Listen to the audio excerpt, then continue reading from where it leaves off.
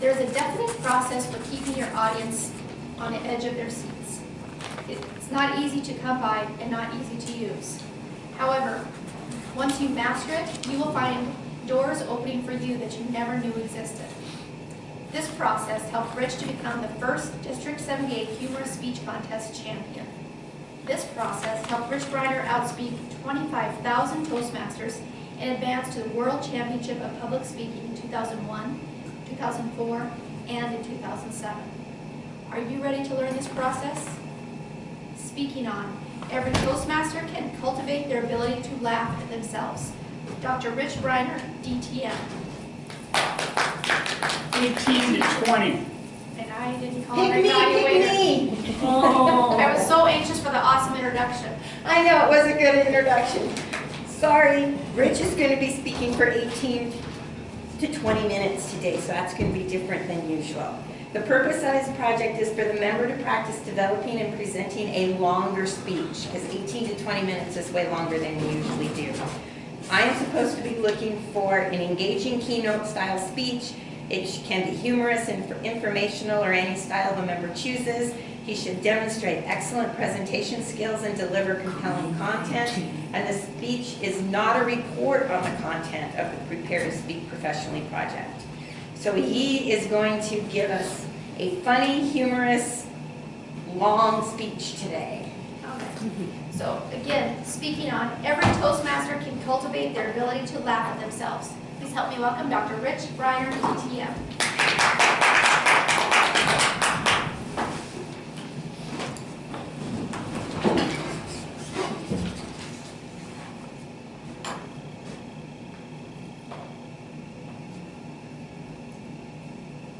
I'm 35 years old, a bachelor. I'm painting the shutters of Grandma Briner's house. August day, very hot, I'm sweating. All of a sudden, out of the corner of my eye comes Grandma Briner. 85 years old, white hair, frizzy up. She's got a cane, she's teetering over, ambling over to me, and she asks a question that every person who has been over 18 and not been married has been asked. Richie, she grabs my arm, Richie, when are you gonna get married? Graham, there's a lot of fish in the sea. She says, I'm not worried about the fish. I'm worried about the bait. The bait is gonna get stale. Fellow Toastmasters and guests, every Toastmaster can develop their ability to laugh at themselves if they do three things. The first thing I just illustrated. First, poking fun at your unique characteristics. After Grandma Briner said that to me, I thought, hey, you know, maybe it's a good idea as a bachelor to let people know that I am single. And so I started to wear this t-shirt in all the races that I ran.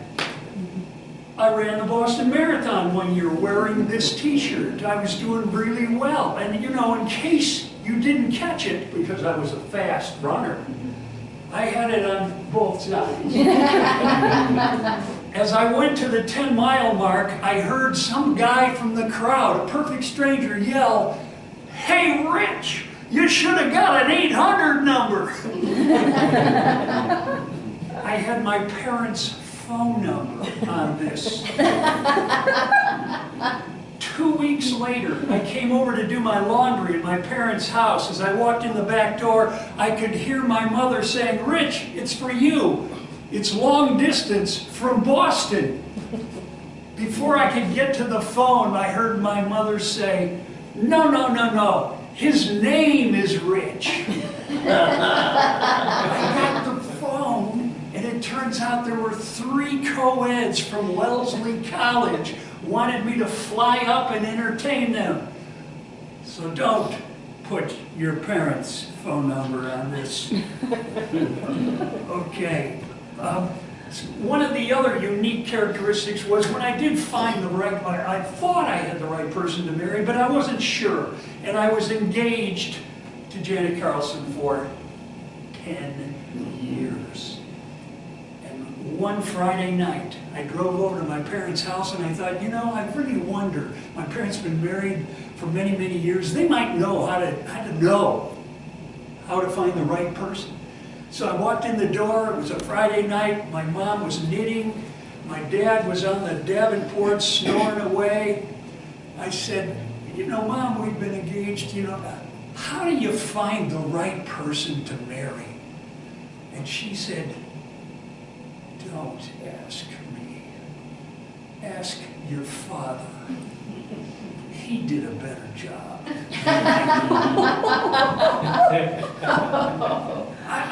I said, Mom, come on, get serious here. And she said, well, okay, Rich, let me ask you a couple of questions. What do you like about Janet? And I said, well, Janet thinks I'm handsome, intelligent, and witty. And she said, okay, what do you like about Janet? I said, that she thinks I'm handsome, intelligent, and witty.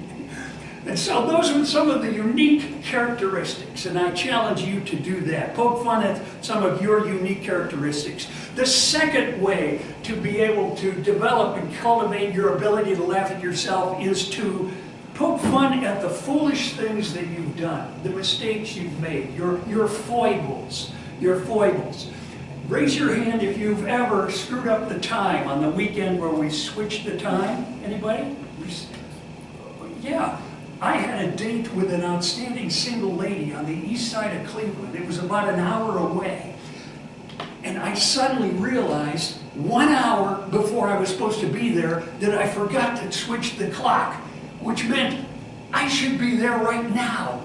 Well, when I showed up an hour later, and it was a jogging date with this tall, blonde, single lady, I pulled up in front of her condo, and I walked up to the door, and I had my satchel, my duffel bag, and it was kind of swinging on my shoulder, and I saw in the picture window as she came to the door, she was not happy at all. And as she opened the door, before I could say a word, my duffel bag kind of swung out, and this wrought iron stand had a big potted plant on it, and my duffel bag bumped the potted plant, and it toppled over, and this dark, rich soil spilled all over her tan shag rug. All of a sudden, she dropped to her knees, started scraping, and said, "Damn it, Rich, I don't want to be your girlfriend." I thought, gee, I wasn't even asking. But clear communication happened. One of my faux pas. Another time I was in the Boston Marathon again, but I wanted to run faster.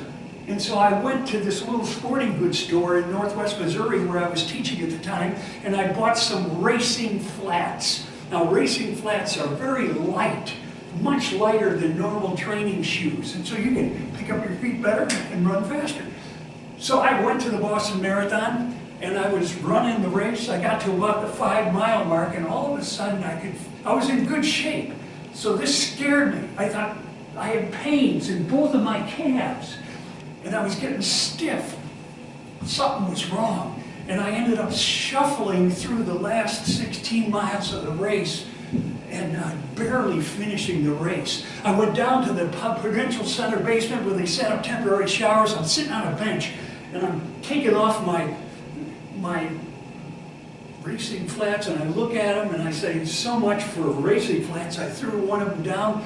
The guy sitting on the bench next to me looked down, and he picked up the shoe, and he said, "This isn't a racing flat. This is a wrestler's flat." A wrestler's flat.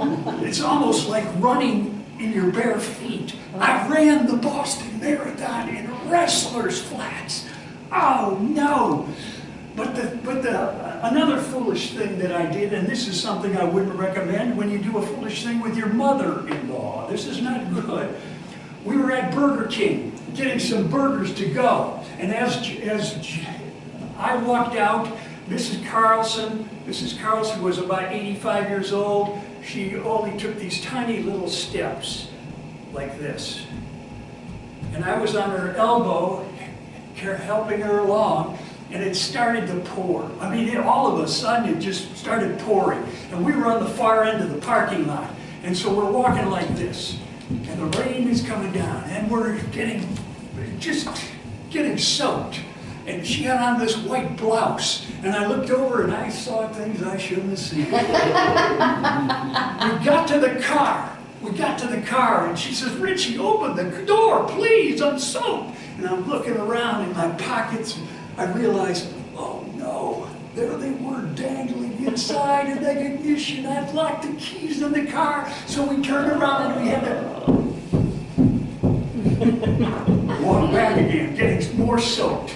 So we're sitting in Burger King. Somebody had called up Janet to come, and I'm saying, doggone it, Janet didn't put the hide key away. If it weren't for Janet, we wouldn't be in this mess. And Mrs. Carlson looked at me and she said, "Richie, I don't know why you're so mad at Janet.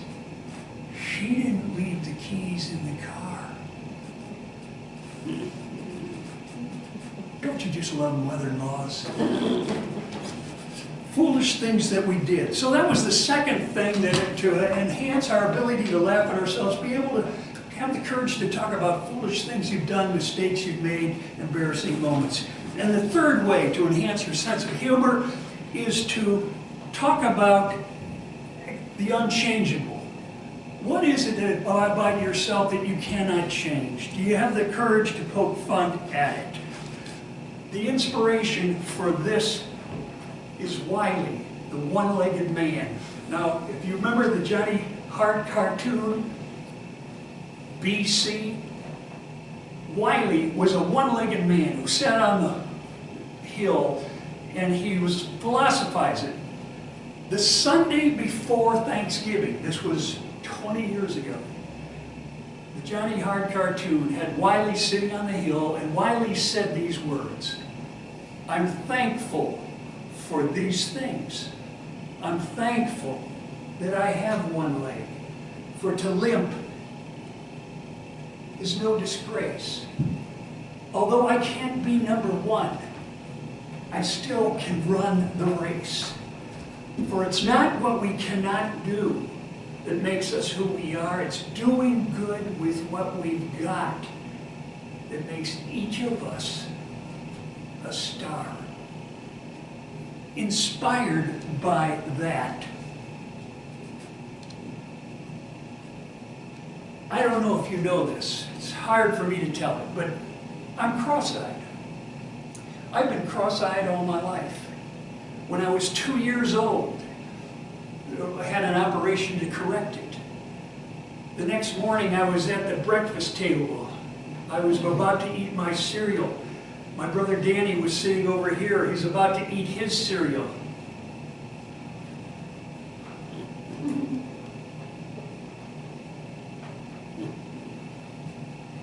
Obviously, the operation didn't take.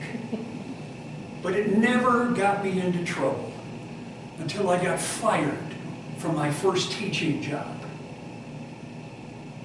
Couldn't keep my pupils under control.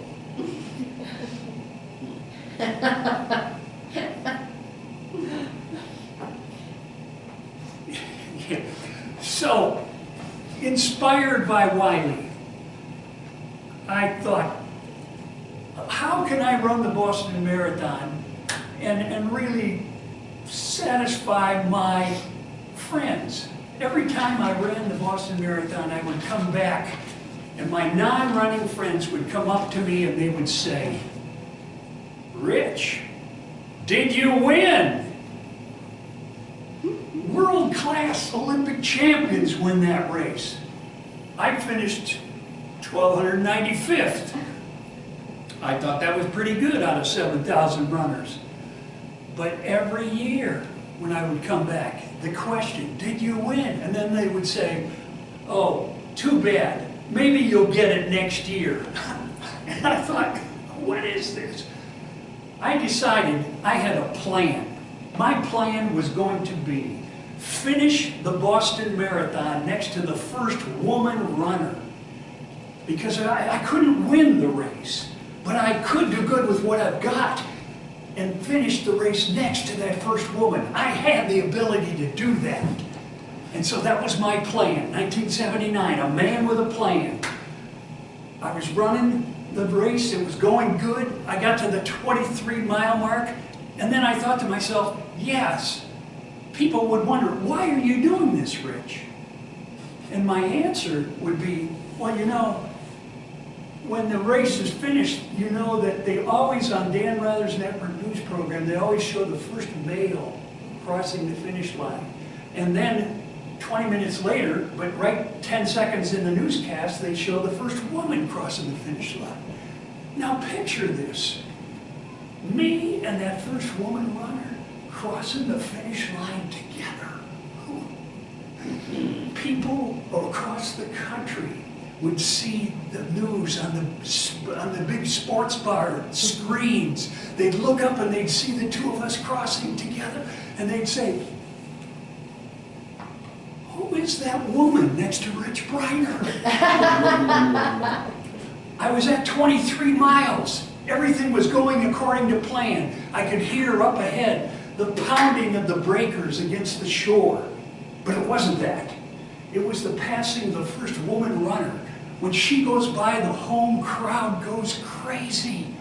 I was closing in on her. Got to 50 yards behind her. I could see bobbing pigtails, red and white running shorts. Finally, I'm 10 yards behind her. Finally, I'm running stride for stride with Patty Lyons Catalano, the hometown favorite. The people are yelling, "Go, Patty, go!" At that moment, I pretend like those cheers are for me. Why? Because when you get past 20 miles, you take anything you can get. We were being swept down Commonwealth Avenue through the waves of adulation from the crowd. 25 miles, 26 miles. Finally, we crossed the finish line together. I did it. Will Coloni, the director of the Boston Marathon, comes walking out. He has his hand extended. I go to shake it. He walks right by me. He goes over to Patty, and he hugs Patty, and he says, "Congratulations, Patty. You just finished second amongst the women in the Boston Marathon." Second? Second? I followed the wrong woman. I hate it when I do that. But was I unsuccessful? I return to the wisdom of Wiley, the one-legged man. Although I can't get my picture on the news, I still can run the race. Although Wiley can't finish #1, he can still run the race.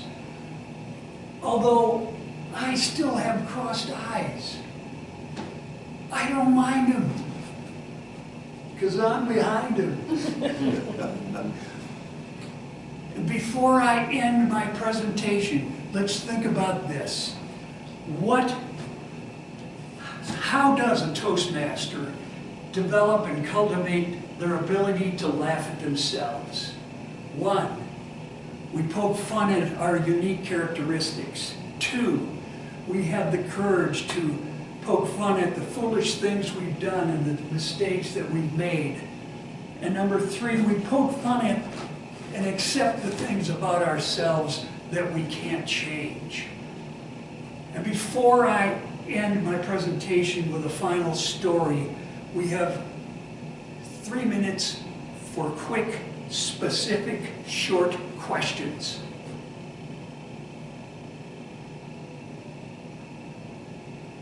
Some people sometimes ask me, "Rich, are these stories really true?" Almost. No, they are true. What questions do you have? So did you ever have another date with the spilled dirt? Marilyn Fussmucker. I love her name. It was Polish. You can't say it fast 10 times, can you?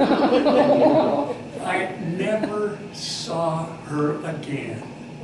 I never had the courage to go back because I didn't want to have to get down on the floor and pick the dirt out of the shack rug. What questions? What other questions? Is there anything you would change? Is there anything I would change? That's a good question. That's a great question. I think what I would change is I met Janet, my beautiful, tall, blonde bride, when I was 39 years old. If I could change one thing, I wish I had met her when I was 20. We probably would have had 10 kids. And who knows what would have happened.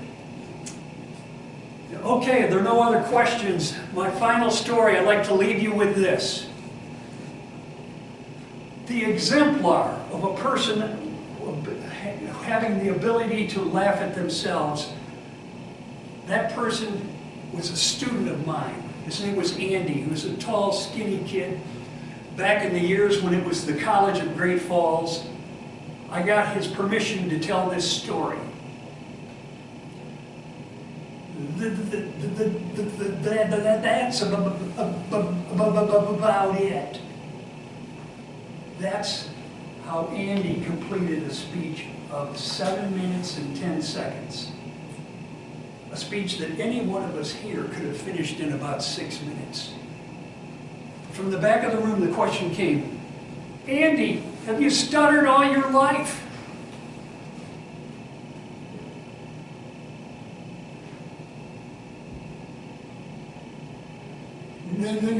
Not yet.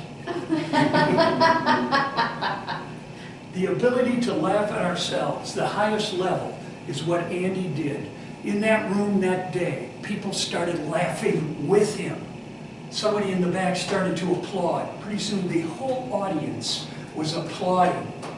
And they spontaneously stood up and gave him a standing ovation.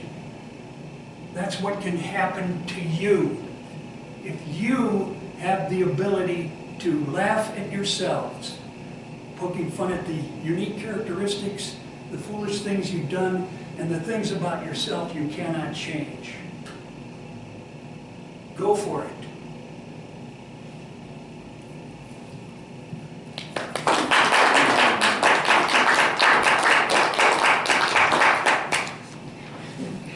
Thank you, Rich.